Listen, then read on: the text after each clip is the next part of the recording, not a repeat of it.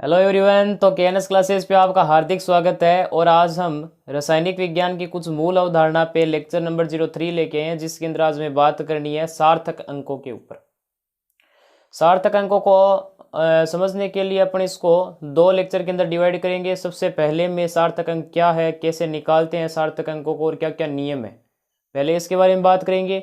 दूसरे लेक्चर के अंदर अपन सार्थक अंकों का उपयोग करते हुए जोड़ बाकी गुणा भाग करेंगे। ठीक है, तो ये अपने नेक्स्ट लेक्चर के अंदर रहेगा। आज के लेक्चर के अंदर अपन को बात करनी है क्या है सार्थक अंक, क्यों इसका उपयोग लेते हैं और सार्थक अंक कैसे निकालते हैं, क्या नियम है। ठीक है, तो बेसिकली आज अपना लेक्चर यह कवर करेगा कि सार्थक अंक क्या है, नियम, ठीक है, और उसको कैसे निकालते हैं। तो यह सब कुछ आज अपना बेसिकली इस लेक्चर के अंदर कवर होगा। और जिन स्टूडेंट के पास इस पर्टिकुलर लेक्चर के नोट्स नहीं है तो वो जाके डाउनलोड कर सकता है, जिसकी लिंक डिस्क्रिप्शन बॉक्स के अंदर गिवन है। चलिए आज का लेक्चर शुरू करते हैं। तो सबसे पहले अपन बात करते हैं कि सार्थक अंक क्या है।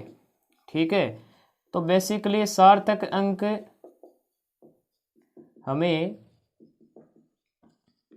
यह बताता है कि किसी भी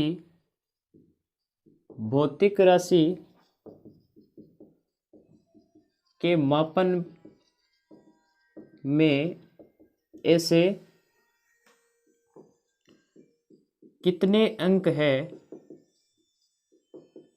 जिन पर हमें पूर्ण आत्मविश्वास है, पूर्ण आत्मविश्वास है। ठीक है, तो बेसिकली सार्थक अंक क्या है। ठीक है, कि सार्थक अंक अपन को यह बताता है कि अगर अपन कोई भौतिक राशि का मापन करें, जैसे मान लो अगर भार को, ठीक है, लंबाई को, ठीक है, या फिर समय को, करंट का कोई भी मापन करें, किसी भी भौतिक राशि का मापन कर रहे हैं, तो ऐसे कितने अंक है जिन पर अपन को पूर्ण आत्मविश्वास है कि हाँ यहां तक मेरा आंसर एकदम सही है, उनको अपन क्या बोलते हैं, सार्थक अंक बोलते हैं। अब जाहिर सी बात है, सार्थक अंक किसी मापन में जितने ज्यादा होंगे उसकी परिशुद्धता उतनी ज्यादा होगी, ये भी बोल सकते हैं, परिशुद्धता उसकी उतनी ज्यादा होगी। ठीक है, यानी कि अगर आपके पास सार्थक अंक 5 है, 6 है, 7 है, तो जितनी संख्या बढ़ती जाएगी सार्थक अंकों की, आपकी जो मापन है वो उतनी ही परिशुद्ध होगी, ऐसे भी बोल सकते हैं। ठीक है, अब देखो अपन इसको निकालने के नियम देखेंगे। ठीक है, नियम देखेंगे कि सार्थक अंक कैसे निकाले जाते हैं, पता कैसे करें कि किसके अंदर कितने सार्थक अंक है। ठीक है, तो सबसे पहला जो नियम है वो है कि सभी गैर शून्य अंक सार्थक अंक होते हैं, सबसे पहला। ठीक है, जो कि आपने कहीं ना कहीं जरूर पढ़ा होगा, क्या बोल रहे हैं कि सभी गैर शून्य अंक सार्थक अंक होते हैं। सभी गैर शून्य यानी जिसके अंदर शून्य ना हो। उदाहरणतः लेता हूं मैं, जैसे कि मान लो आपके पास है 11, ठीक है, 122 है, ठीक है, और 147 है, और मान लो 9999 है। तो इनके अंदर बोल दे कि कितने सार्थक अंक है, तो सार्थक अंक देखो इसके अंदर कितने हैं, गैर शून्य, एक भी शून्य नहीं होगा तो वो सारे के सारे अंक क्या होंगे, सार्थक अंक होंगे। यानी यहाँ दो सार्थक अंक है। सार्थक अंक को अपन एस एफ, ठीक है, इसको बोलते हैं सिग्निफिकेंट फिगर। ठीक है, इंग्लिश में बोलते हैं सार्थक अंकों को सिग्निफिकेंट फिगर, तो इसको एस एफ से अपन जनरली डिनोट करेंगे। ठीक है, तो अपन को पूरा सार्थक अंक वगैरह ये ना लिखना पड़े। यहाँ पर देखो गैर शून्य अंक है 3, तो इसके अंदर 3 सिग्निफिकेंट फिगर या फिर 3 सार्थक अंक है। इसके अंदर भी कितने हैं, 3 सार्थक अंक है। और इसके अंदर देखो चारों ही गैर शून्य है, तो ये भी क्या हो गए अपने पास, 4 सिग्निफिकेंट फिगर, 4 सार्थक अंक हो गई। समझ में आ गई। तो दूसरा अब अपन नियम चलते हैं। दूसरे नियम में क्या बताते हैं कि किन्हीं दो सार्थक अंकों के मध्य वाले सभी शून्य सार्थक अंक होते हैं। या फिर इसी को अपन बोल सकते हैं कि दो गैर शून्य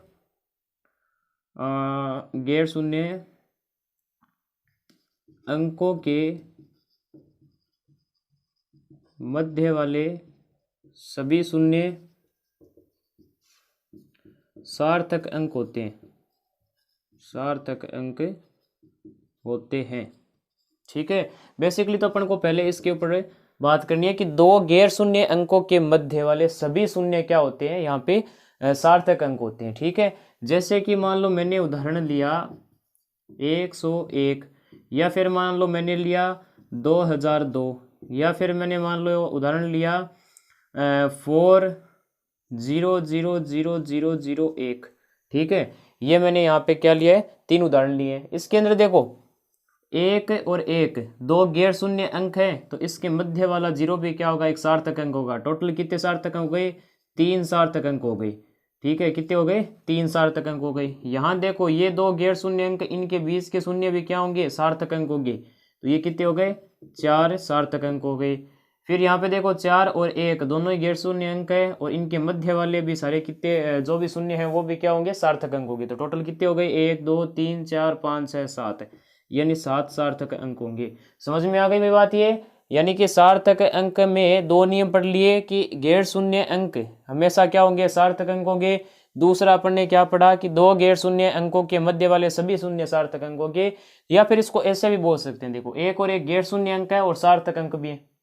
ठीक है, तो यहाँ पे देखो ऐसे भी बोल सकते हैं कि दो सार्थक अंकों के मध्य वाले सभी अंक या फिर शून्य वो भी क्या होंगे, अपने पास से सार्थक अंक होंगे। ठीक है, यही तो मैंने बात कही है कि किन्हीं दो सार्थक अंकों के मध्य वाले सभी शून्य सार्थक अंक होंगे। ठीक है, तो दो अगर सार्थक अंक है और उनके मध्य में चाहे 1000 जीरो लगा दे, वो सारे के सारे क्या होंगे, अपने पास से सार्थक अंक होंगे। ठीक है, तो ये बात ध्यान में रखनी है। तीसरा ये कहते हैं कि अंतिम शून्य भी सार्थक अंक होगा यदि वह दशमलव के बाद हो।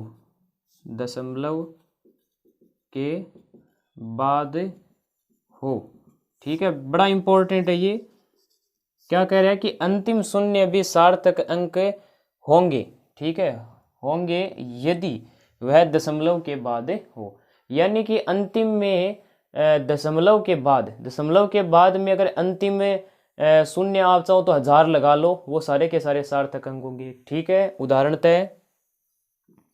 उदाहरण जैसे मान लो मैंने यहाँ पे लिया 3.1200। अब इसके अंदर अगर पूछे सार्थक अंक कितने हैं, तो 3 गैर शून्य अंक है, सार्थक अंक 1 भी गैर शून्य अंक है, सार्थक अंक 2 भी गैर शून्य अंक है, ये भी सार्थक अंक। 0 क्या है, दशमलव के बाद है और अंतिम शून्य है, तो ये भी सार्थक अंक बन जाएंगे। ये नियम है अपना।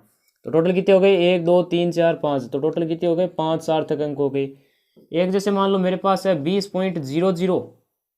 ठीक है, 20.00, तो देखो 20.00 है, तो यहाँ पे 2 1 क्या हो गया, 2 गैर शून्य अंक हो गया। ठीक है, 2 क्या हो गया, ये गैर शून्य अंक, तो ये सार्थक अंक हो गया।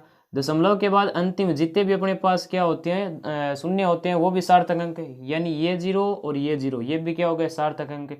और दो सार्थक अंक के मध्य का शून्य भी क्या होता है, सार्थक अंक होता है। यहाँ पे देखो किन्हीं दो सार्थक अंकों के मध्य वाले सभी शून्य सार्थक अंक हो गए, तो 2 अपना सार्थक अंक है और पीछे वाले ये 0 0 भी क्या हो गए, सार्थक अंक है, और इनके बीच में एक शून्य है, ये भी सार्थक अंक बन जाएगा। टोटल कितने हो गए, 4 सार्थक अंक हो गए। ठीक है, तो यानी यहाँ हो गए 4 सार्थक अंक। ठीक है, तो ये बात हो गई। अब देखो प्रारंभ वाले शून्य कभी भी सार्थक अंक नहीं होंगे, सार्थक अंक नहीं होंगे। ठीक है, प्रारंभ वाले शून्य कभी भी सार्थक अंक नहीं होते। जैसे कि मान लो आपको दे दे 0 4 1, ठीक है, 0 2, ठीक है, 0 7 7 दे दे, या फिर 0 0 0 8 9 1 दे दे। अब इनके अंदर अगर सार्थक अंक पूछता है, तो यहाँ पे जो प्रारंभ में जो शून्य है, ठीक है, वो कभी भी सार्थक अंक नहीं होते। यानी कि 4 और 1 सार्थक अंक है, यानी 2 सार्थक अंक हो गया।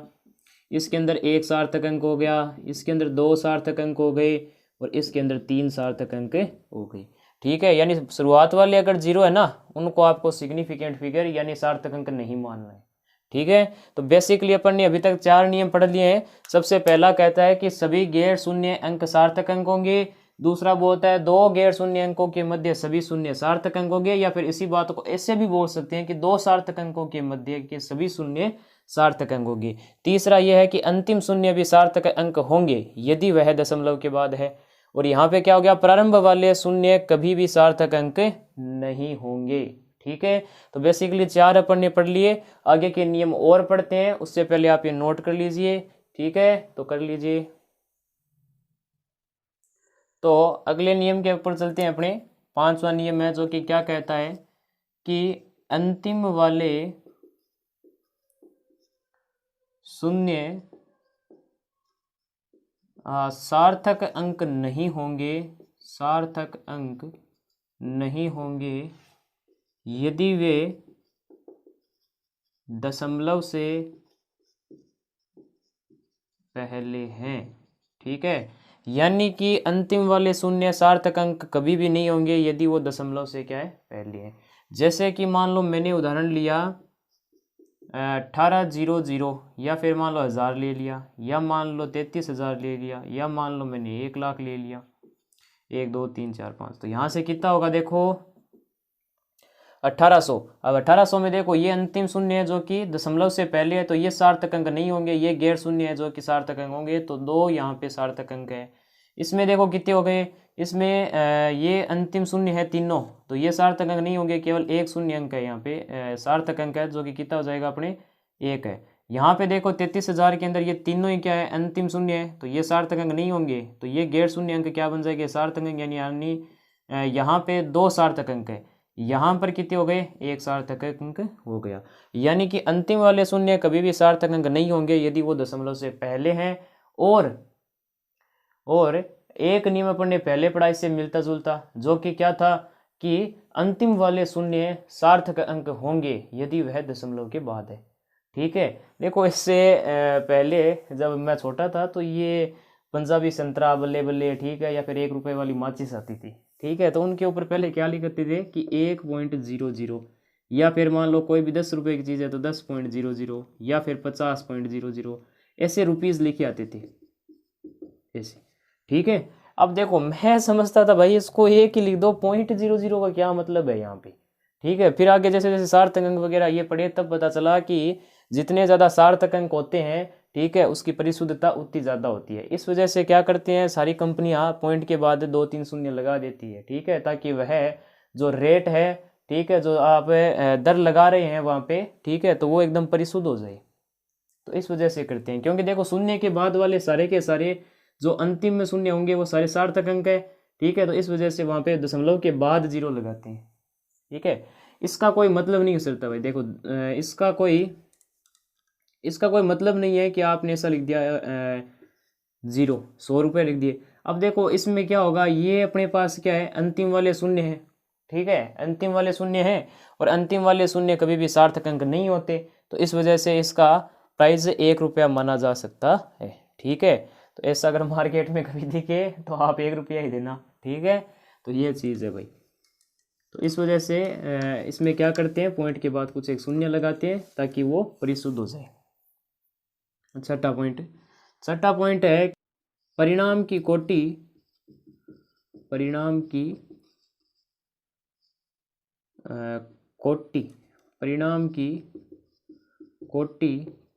वाले मापन सार्थक नहीं होते हैं। ठीक है, सार्थक अंक नहीं होते हैं। अब देखो परिणाम की कोटि, ठीक है, चाणक्य की चोटी यानी कि परिणाम की जो कोटि है, ठीक है। अब परिणाम की कोटि क्या होती है, तो 10 के घात में होती है। ठीक है, जैसे कि मान लो आपके लोग को लिख के दे दिया 4.2 गुणा 10 की घात 2, तो यहाँ पे अगर सार्थक अंक बोले तो ये होती है परिणाम की कोटि, ये सार्थक अंक नहीं होते हैं। ठीक है, तो सार्थक अंक यहाँ कितने होंगे, केवल 4 और 2 यानी 2 ही होंगे यहाँ पे सार्थक अंक। ठीक है, मान लो अगर आपको दे दे 7 गुणा 10 की घात 100, तो यहाँ भी क्या होगा, ये सार्थक अंक नहीं होगा, केवल 7 माना जाएगा, तो यहाँ पे केवल एक सार्थक अंक माना जाएगा, 7वां। सातवां पॉइंट अपन से ये कहता है कि अगर अपने पास कोई भी शुद्ध मान है, ठीक है, कोई भी शुद्ध मान या अपने पास कोई स्थिरांक है, ठीक है, तो उसका जो सार्थक अंक होता है वो अनंत होता है। ठीक है, बस ये बात ध्यान में बिठा लेना भाई कि शुद्ध मान या फिर जो स्थिरांक होता है ना उसका सार्थक अंक इन्फिनिटी अनंत होता है। ठीक है, यानी कि जैसे मान लो कि मेरे को बोल दिया कि प्रकाश की गति c बराबर 3 × 10⁸ मीटर पर सेकेंड है, ये एक स्थिरांक है। ठीक है, और इसका मान पहले से परिशुद्ध किया गया है, फिर आपको बताया गया है, तो ये एक स्थिरांक है और एक शुद्ध मान है। इस वजह से अगर इसमें अपन को पूछता है कि यहाँ पे सार्थक अंक कितने हैं तो अनंत होंगे। ठीक है, जैसे मान लो आपको बोल दिया धरती का गुरुत्वाकर्षण त्वरण 9.8 मीटर पर सेकंड स्क्वायर है, तो ये एक स्थिरांक है, शुद्ध मान है, तो इसका अपने पास सिग्निफिकेंट फिगर या फिर सार्थक अंक होंगे वो कितने होंगे, अनंत होंगे। या फिर मान लो पाई का मान दे दे, ठीक है, 3.14 आगे तक चलता जाता है, तो यहाँ भी ये भी शुद्ध मान है, तो इसके भी सिग्निफिकेंट फिगर सार्थक अंक कितने होंगे, अनंत होंगे। ठीक है, तो बेसिकली अपन ने ये 3 और नियम आ गए कि अंतिम वाले शून्य सार्थक अंक नहीं होंगे यदि वे दशमलव से पहले हैं, परिणाम की कोटि वाले मापन सार्थक अंक नहीं होते हैं, और शुद्ध मान या फिर स्थिरांक के वे सार्थक अंक अनंत होते हैं। ठीक है, तो बेसिकली अपने पास ये 3 नियम और जुड़ गए, तो पहले आप ये नोट कर लीजिए, फिर अपन आगे चलते हैं, तो कर लीजिए। तो बेसिकली अपने कुछ एक क्वेश्चन कर लेते हैं सारे नियमों पे आधारित। ठीक है, तो सबसे पहले देखो आपको यहाँ पे क्वेश्चन क्या पूछा गया है, इन्होंने कहा सार्थक अंकों की संख्या ज्ञात करें। तो निम्नलिखित में सार्थक अंकों की संख्या ज्ञात करनी है, तो पहले देखो 300 दे रखा है। ठीक है, कितना दे रखा है, यहाँ पे 300 दे रखा है, तो 300 के अंदर देखो ये वाले जो 0 है वो दशमलव से पहले है और अंतिम शून्य है, तो ये सार्थक अंक नहीं होंगे, यानी यहाँ पे केवल गैर शून्य अंक 3 है, वही सार्थक अंक बनेगा, यानी यहाँ पे एक सार्थक अंक है। यहाँ देखो 3 एक क्या है, सार्थक अंक है, एक सार्थक अंक है, और 2 सार्थक अंकों के मध्य वाले जितने भी शून्य है वो सारे के सारे क्या होंगे, सार्थक अंक होंगे। तो कितने हो गए, 1 2 3 4 5, यानी यहाँ पे 5 सार्थक अंक होंगे। यहाँ देखो 3 एक सार्थक अंक है, जी हाँ, और दशमलव के बाद वाले अंतिम शून्य जितने भी होते हैं वो सारे भी सार्थक अंक है, यानी ये 2 भी सार्थक अंक, ये भी सार्थक अंक, तो इन दोनों के मध्य 2 सार्थक अंकों के मध्य वाले सभी शून्य क्या होते हैं, सार्थक अंक। तो कितने हो गए, 3 2 5, यानी 5 सार्थक अंक हो गए। यहाँ देखो 1 2 3 4 और 2 सार्थक अंकों के मध्य वाला शून्य भी सार्थक अंक, तो टोटल कितने हो गए, 5 सार्थक अंक हो गए। यहाँ देखो, यहाँ थोड़ा अपने सोचना पड़ेगा इस जगह पे। देखो एक तो अंतिम शून्य है दशमलव के बाद, तो ये सार्थक अंक, एक गैर शून्य अंक है, ये भी सार्थक अंक, ये शून्य दशमलव के बाद है, ठीक है, परंतु अंतिम नहीं है, और दशमलव से पहले वाला शून्य तो ये तो क्या है, सार्थक अंक है ही नहीं। ठीक है, और ये शून्य भी सार्थक अंक नहीं रहेगा, क्योंकि दशमलव के देखो अंतिम वाला नहीं है ये, ठीक है, प्रारंभिक है, तो ये कोई सार्थक अंक नहीं होगा। तो टोटल सार्थक अंक यहाँ हो गए 2। ठीक है, यहाँ देखो 4.2 गुणा 10 की घात 6 है, तो 10 की घात 6 मापन की कोटि चाणक्य की चोटी, यहाँ पे ये क्या है, सार्थक अंक नहीं है, तो कितने हो गए, 2, तो 2 सार्थक अंक। यहाँ देखो 0 और 0 ये अंतिम शून्य है, ये सार्थक अंक होंगे, जी हाँ, 2 गैर शून्य अंक सार्थक अंक, 4 गैर शून्य अंक सार्थक अंक, और ये तीनों ही सार्थक अंक नहीं होंगे। दशमलव से ये पहले वाला है अंतिम में, और दशमलव के बाद वाले हैं परंतु अंतिम वाले नहीं है, तो ये सार्थक अंक नहीं होंगे तीनों। तो कितने हो गए, 1 2 3 4, तो 4 सार्थक अंक आपको यहाँ पे प्राप्त होंगे। 31.00 3 और 1, ठीक है, गैर शून्य अंक है, तो ये क्या है, अपने पास सार्थक अंक नहीं, सार्थक अंक अपने पास है, और दशमलव के बाद है और अंतिम वाले भी हैं, तो ये भी सार्थक अंक होंगे। तो यहाँ सार्थक अंक हो गए 1 2 3 4, तो 4 सार्थक अंक हो गए। यहाँ देखो 3100, देखो 3 सार्थक अंक है, 1 सार्थक अंक है, पर ये 2 0 जो है वो क्या है, दशमलव से पहले और अंतिम शून्य है, जो कि सार्थक अंक नहीं होते, तो 2 सार्थक अंक आपको यहाँ पे प्राप्त होंगे। 120 के अंदर देखो कितने सार्थक अंक है, 2 सार्थक अंक है, 0 तो होगा नहीं, और 130 गुणा 10 की घात 4 है, ये तो देखो मापन की कोटि चाणक्य की चोटी नहीं होगा। यहाँ पे देखो 0, अब 0 है वो सार्थक अंक नहीं होता, ठीक है, 0 सार्थक अंक नहीं होता, कब, जब वो दशमलव से पहले हो, ठीक है, जब वो दशमलव से पहले हो और अंतिम शून्य हो, ठीक है, तो वो अपने पास क्या होता है, सार्थक अंक नहीं होता, तो यहाँ पे भी 2 सार्थक अंक होंगे, ठीक है। तो बेसिकली अपने पास ये है, तो पहले आप ये इतना नोट कर लीजिए, फिर अपन आगे चलते हैं, तो कर लीजिए।